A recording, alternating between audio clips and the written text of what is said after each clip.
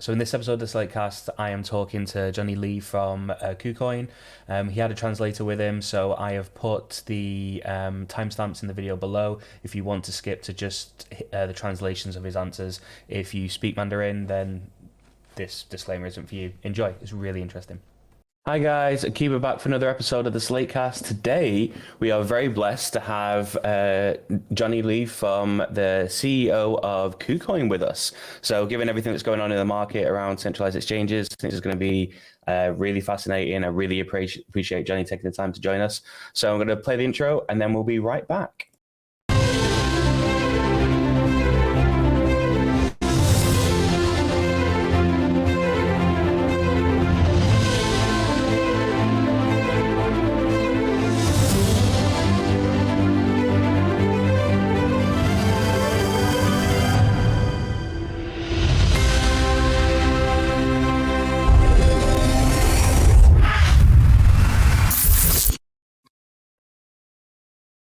Okay, let's bring Johnny through.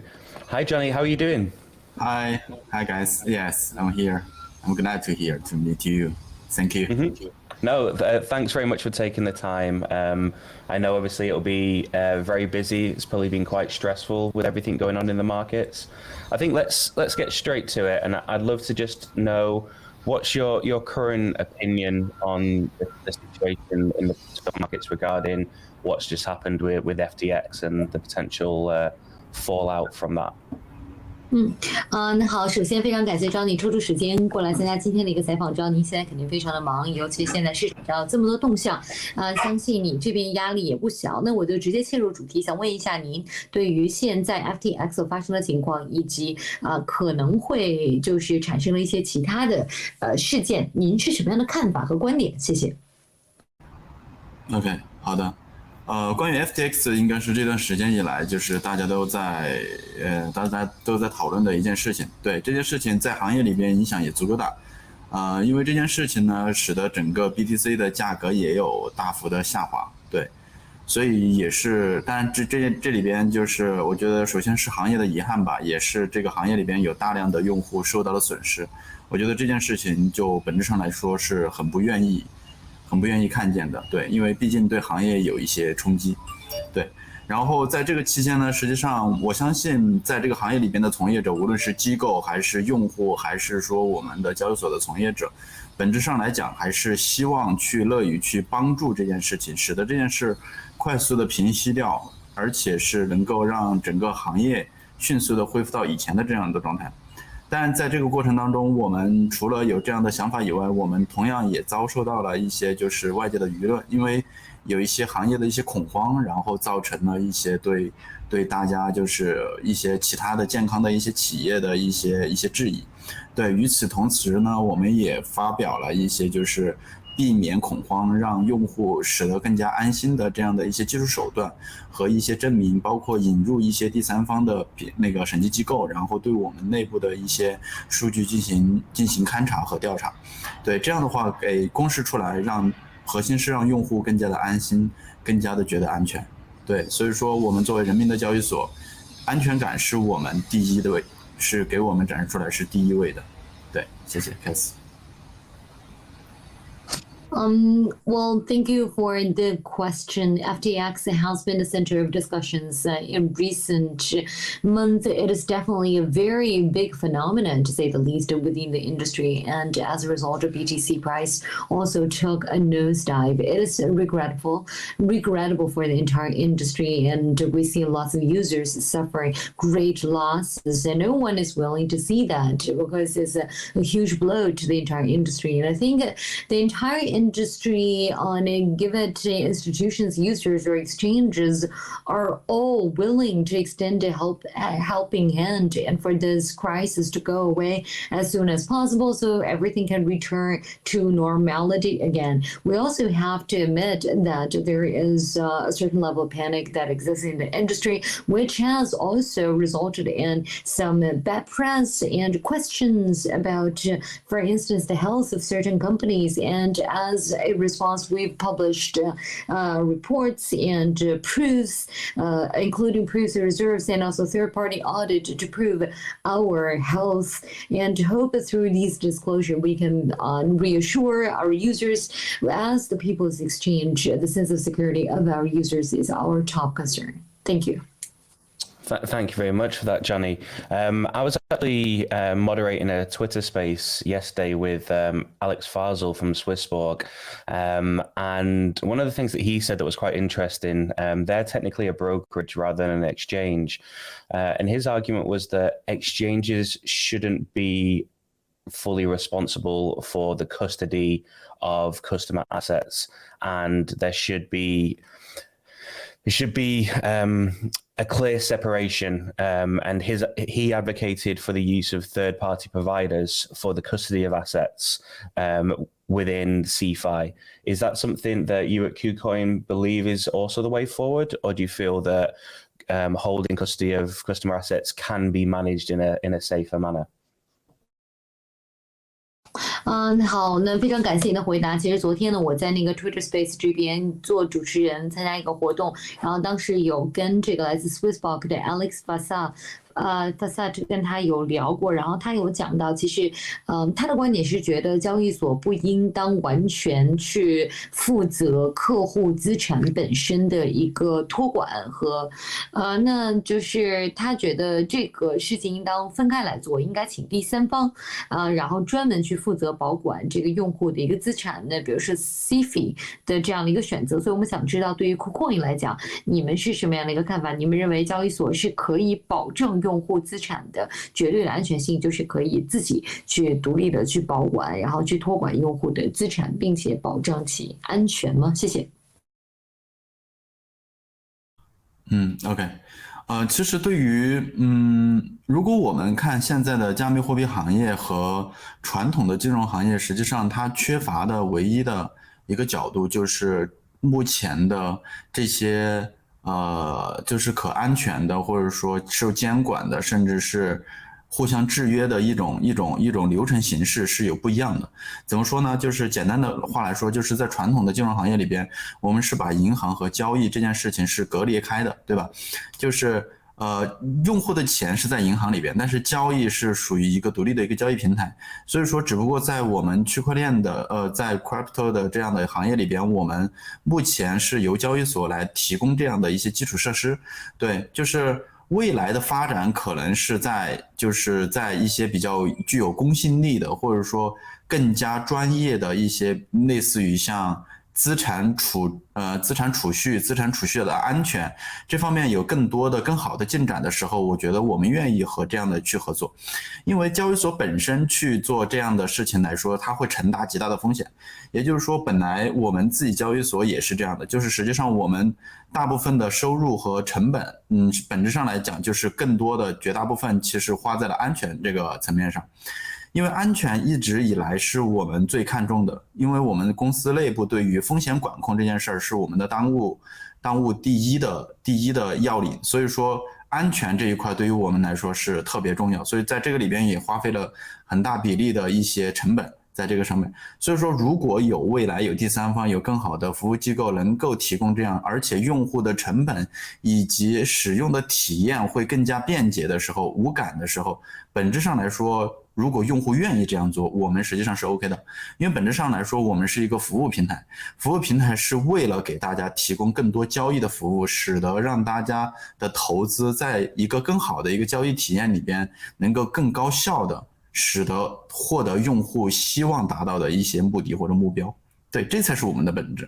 对，所以说对于未来如果有这样的机构，或者说这样的体验很流畅，其实我们也不建议的，我们也不介意的。对，谢谢，开始。Thank you for the question. Well, when we look at the crypto sector, and we would see that it is different from the traditional finance sector for several reasons. And for the traditional finance industry, saving and transactions are actually separate from one another. Money is put into the banks, but transactions are actually conducted on an independent platform.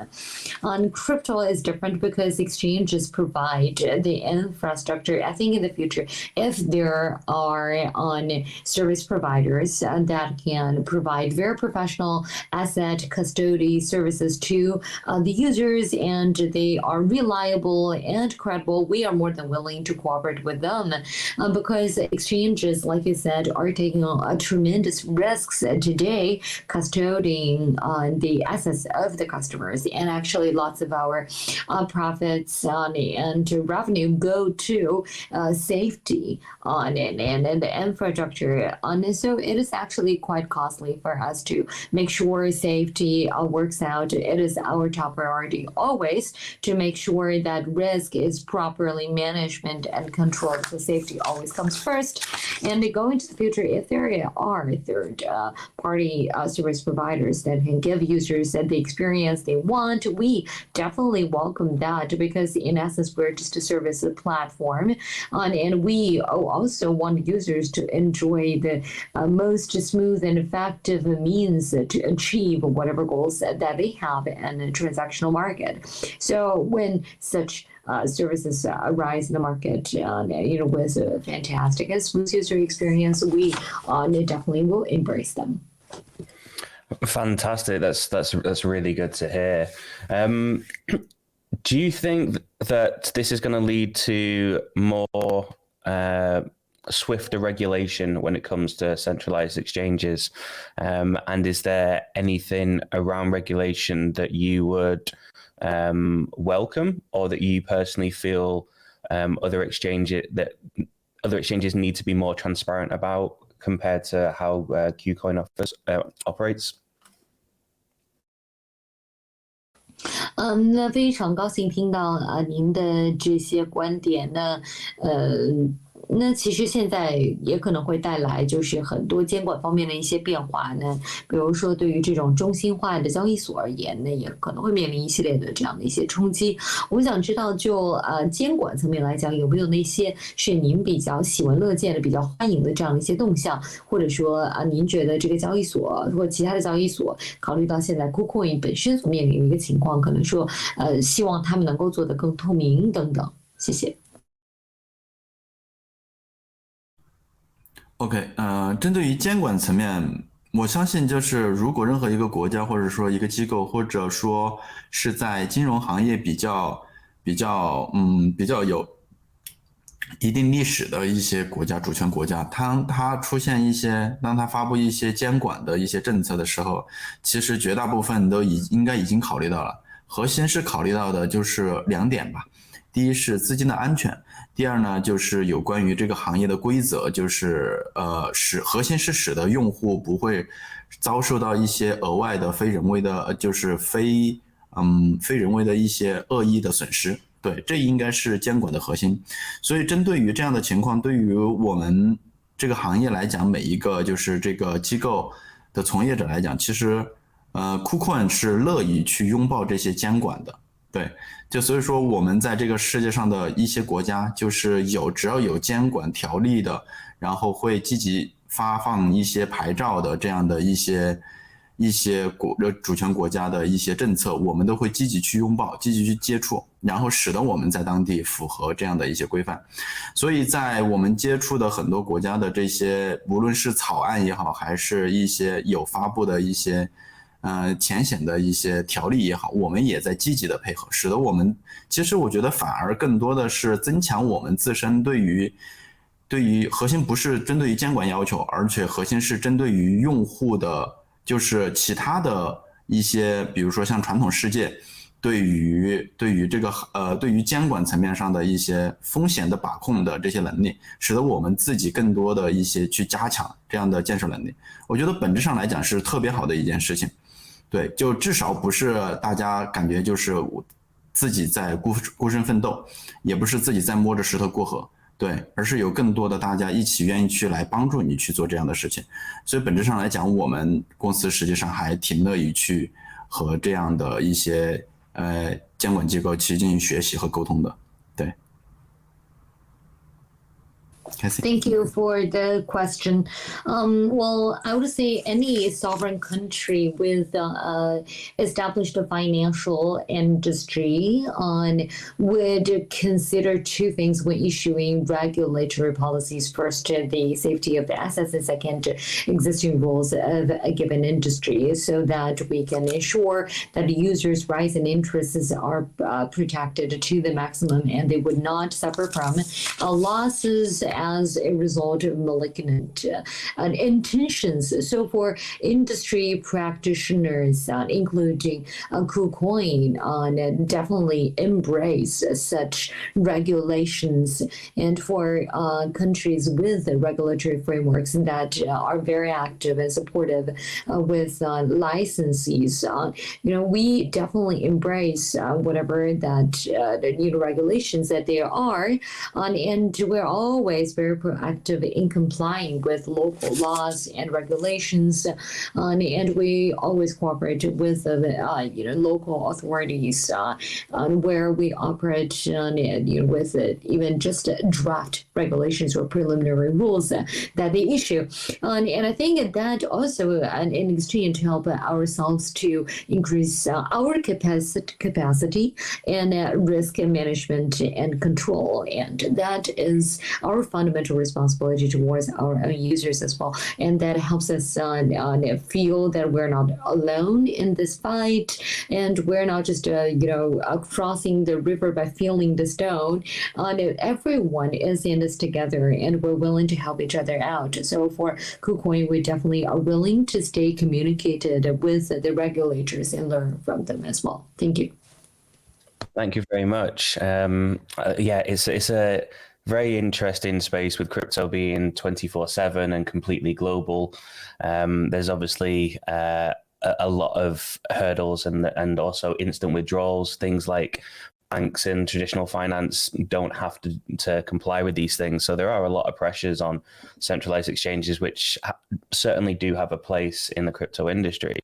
As we now move forward, can you just confirm that KuCoin is fully liquid and that users should not have any issues going forward in terms of knowing that their assets are safe and that they are they'll be able to withdraw if they need to?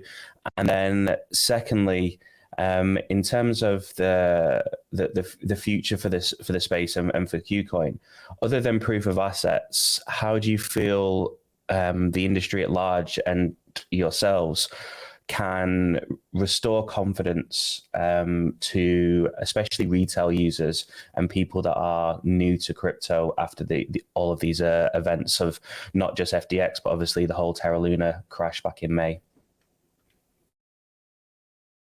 好的，非常感谢您的回答。那其实我们从这个可以说加密货币本身对于传统金融行业来讲，真的是造成了非常大的一个冲击。因为加密行业它本身和传统金融行业，比如说银行来讲是不一样的，它是一个24小时7天完全不间断的这样的一个平台，而且呢，它是也打破了传统金融行业的一些壁垒，比如说用户可以随时去提现等等。那所以中心化的这个交易所，它本身的确对传统金融行业来讲是一个非常大的一个游戏颠覆的这样一个存在。好，那现在我想展望一下未来，那有几个问题想请教一下您，就都是关于 KuCoin。第一个是，请问就是 KuCoin 现在您能不能确认，就是现在所有的流动性是充足的？那你们所有的这个资产现在是没有任何的问题的，非常安全的。那么用户在需要提款的时候都是随时可以进行提现的，这是第一个问题。那第二个问题是我们想知道，那对于整个的这个加密行业的未来走向而言，那一个是现在 KuCoin 有做资产证明，那除了资产证明以外，我们觉得就是想了解一下您对于整个的加密货币的这个行业，那以及对于 KuCoin 对您自身的这种信心方面，您觉得怎么样的去提振整个行业也好，或者说整个这个 KuCoin 的一个信心也好呢？就这一点到底怎么来做？那除了资产证明，有没有别的一些方式？尤其考虑到，比如说现在有些散户啊，或者说有一些新加入加密行业的这样的一些新的一些用户，那毕竟我们现在遭遇了最近的 FTX， 那还有一直到5月份的时候的 Terra 还有 Luna 的所有的整个这些大的危机，那在这样一个低迷的情况之下，究竟应当如何在资产证明之外的其他的手段去提振信心？谢谢。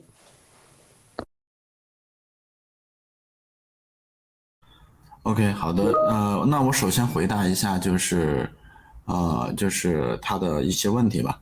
核心的问题就是说，就是我们流动性是否充足，然后对用户资产的这样的情况，就这个是肯定没问题的。然后我们也在陆陆续续公布我们的资产的状况，然后第三方的审计公司，然后也在逐步的和我们在沟通，就是有关于就是如何去调查用户资产的这件事情，然后到时候我们也会公示出来。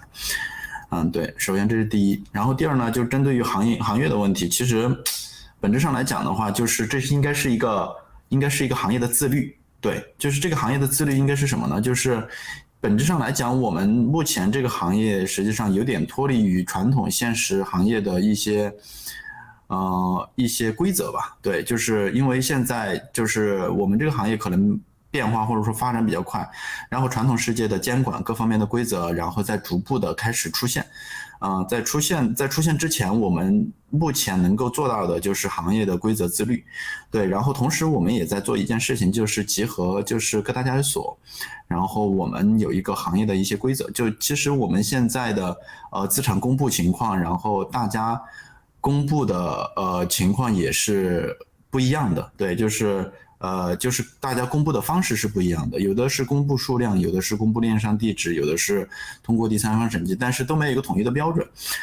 本质上来讲呢，我们在做的这件事情也是在做这个行业的基础建设，就是资产透明和用户信任的问题。对，所以在可能这一段时间过后，这个行业里边可能会有一些标准化的一些东西，比如说资产证明的第三方审计公司哪一家最权威，哪一家最专业，肯定会催生大量的第三方审计公司的出现，然后提供这样的服务，以及提供这样的证明，以及包括背书。也很有可能就是我们传统的世界的第三方的保险公司也会对一些这样的公司进行一些投保的类似于这样的服务，核心也是为了保证用户的利益。对，用户也可以去比如说去买保险等等这样的。所以说每一次危机的背后一定会产生出大量的为这个行业服务的一些服务机构。所以我觉得就是这是整件事情不好里边可以看起来比较好的比较积极的一个层面。对，这是第一。第二呢，就是核心我觉得除了行业自律以外，在这个行业发展越来越规范的时候，就是很多时候就有比如说监管机构它也会提供这样的一些保障措施。然后在这个之外呢，比如说像用户说的比如说第三方像 DeFi 的一些活动，像各种各样的一些金融产品，那怎么样去避免风险？我觉得就是这个跟我们在这个市场行业里边的认知也有一些关系了。对，比如说当没有能力去在链上去进行一些产品的投资的时候，比如说像 DeFi 这样的时候，我们就先可以多去学习，去了解这方面的认知。当自己有了清晰的认知和一些实际的使用空间的时候，然后我们就会有才进行大量的资金，然后进行在这里面的投资。所以说我觉得预防一定是比防止这件事情是更为重要的。所以说除了我们作为企业的行业自律以外，然后每一个用户也需要在这个里面去重新去学习这个里边的一些规则。对，谢谢 Casey。 谢谢。First, I can confirm that we're fully liquid. And we are also publishing our asset status right now. As I mentioned, we are also collaborating with the third-party auditors right now to investigate user assets, and we will publish that information very soon as well. To respond to your second point about my general view about how to boost the confidence of the entire industry and myself, given what has happened in recent months, I would say it actually is a matter of industry self-discipline, because our sector itself is highly differentiated from traditional finance sector for reasons I've already stated above. The rules are completely different. It is changing so rapidly that regulations can barely keep up, and before we have a whole set of mature infrastructure of regulations, I think it requires lots of self-governance and self-discipline of the industry. That is why we see these exchanges are trying to have consensus on what to do in times of crisis. Well, now assets are being disclosed by different exchanges in different ways. Some would resort to proof of reserve, and some would publish the link and the address, and third-party auditors, you name it. But I think over time there is going to be some standard. For instance, Auditor A is the most professional when it comes to this type of transactions, and we will have a certain knowledge about solutions that we can employ to certain circumstances. And I think every time a crisis occurs, it also gives rise to a lot of opportunities. So I think after this, we will see actually a boom of third-party auditing agencies that can provide professional services such as proof of reserves and even endorsement, and perhaps the traditional insurance companies can also get involved. They can provide insurance to users, for instance.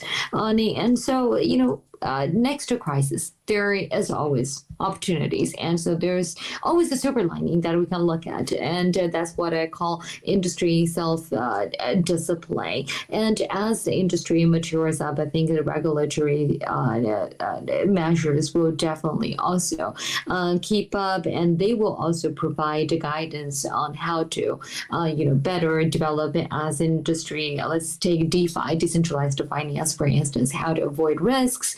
Well, as the knowledge is accumulated, I think everyone will gradually have a better understanding of what DeFi is, and then the whole operations and whole climate regarding crypto, regarding DeFinance will just to be better regulated and also more orderly as time goes by. And from the user's perspective, they should also increase their own knowledge, equip themselves with the proper knowledge and information before they just blindly go into any large investment at all. So I think being preemptive with sufficient knowledge is always the better strategy. And like I said, everyone needs to make our due contribution for the healthy development of the industry, including the users, who should keep learning more about these rules. And we also help with the infrastructure of the whole sector. Thank you.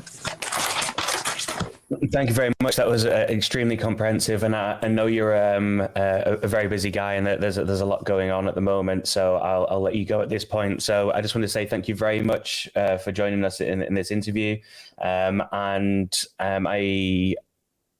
I've very much enjoyed speaking to you. It's the first time I've had an interpreter on an interview, so it's been quite an experience.